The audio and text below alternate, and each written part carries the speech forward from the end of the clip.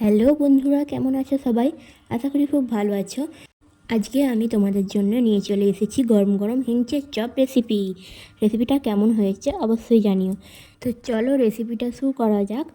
আর সবার কাছে অনুরোধ রইল ভিডিওটা স্কিপ না করে পুরোটাই দেখার। হিংচের চপ করার জন্য প্রথমে আমি তেল বসিয়ে দিয়েছি কড়াতে। তেলটা একটু গরম হবে, কারণ গরম তেলটা আমি বেসনে মাখাবো, সেই জন্যে।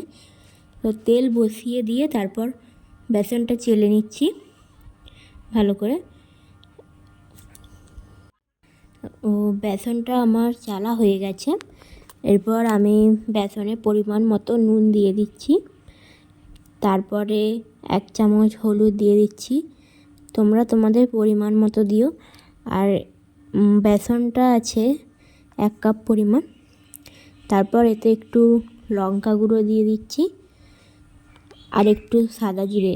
এতে কালো জিরেটাই দেবে তোমরা। আমার কাছে কালো জিরেটা নেই, তাই সাদা জিরে দিয়েছি। আর একটু ধনে গুঁড়ো দিয়ে দিচ্ছি।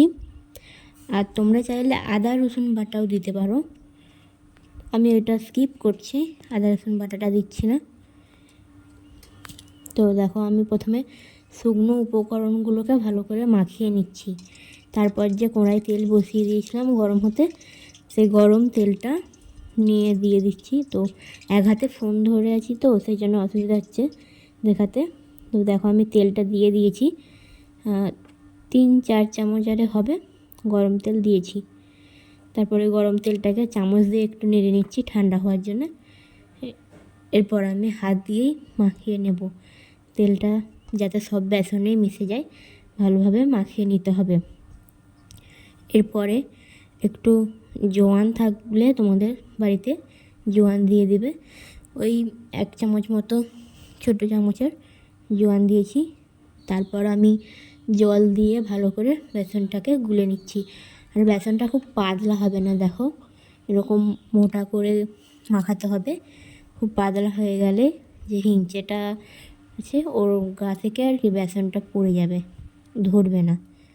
তো ওরকম করে মাখিয়ে নিয়েছি, ভালো করে একটু ফাটিয়ে নিতে হবে, ঠিক আছে। আর আমি এতে কোনো বেকিং পাউডার বা বেকিং সোডা কিছুই দিইনি, যা দিয়েছি তোমাদেরকে দেখালাম।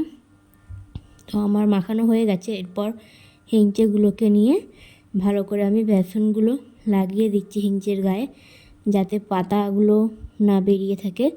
সেই রকম করে মাখিয়ে নিতে হবে গায়েতে বেসনটাকে। তারপর দেখো, এদিকে তেল গরম হয়ে গেছে আমার, আমি একটা একটা করে ছেড়ে দিচ্ছি। তারপর এক পিঠ একটু ভালো করে ভাজা হয়ে গেলে ওগুলোকে উল্টিয়ে দিতে হবে। আমার এক পিঠ ভাজা হয়ে গেছে, আমি আস্তে আস্তে উল্টিয়ে দিচ্ছি, দেখো। আর এটাকে ছাড়িয়ে দিই গরম অবস্থায় আর কি, ছাড়িয়ে দেওয়ার চেষ্টা করবে। আমি ছানটা দিয়ে করছি, হচ্ছিল না, তাই আর অতটা করিনি, ছাড়াইনি। দেখো, আমি আবারও হিংচের মধ্যে বেসন মাখিয়ে তেলে ছেড়ে দিচ্ছি। এরকম করে পরপর ভেজে নিতে হবে। দেখো, আমি এক এক করে ভেজে নিচ্ছি, ভেজে ভেজে তুলে নিচ্ছি। আর এতটা মানে করকরে হয়েছে, শক্ত না খেলে বুঝতে পারবে না, ঠিক আছে। দেখো, আমি তোমাদেরকে খেয়ে দেখাচ্ছি, আওয়াজটা তোমরা শুনতে পাবে। দেখো, আমি এবার খাচ্ছি, তো আওয়াজটা শুনে বুঝতেই পারছো কতটা শক্ত মানে ক্রিপসি হয়েছে পকোড়াটা। তো আমি দেখো ভেজে নিয়েছি সবগুলো এরকম করে। আর একটুখানি বেসন বেশি হয়েছিল, তাইতে সামান্য একটু আটা দিয়ে আমি এইগুলো বানিয়েছি, ফুলুরি বলে যেটাকে, ওরকম ধরনেরই। এতে আর কিছু দিইনি, এমনি ভেজে নিয়েছি গোল গোল করে।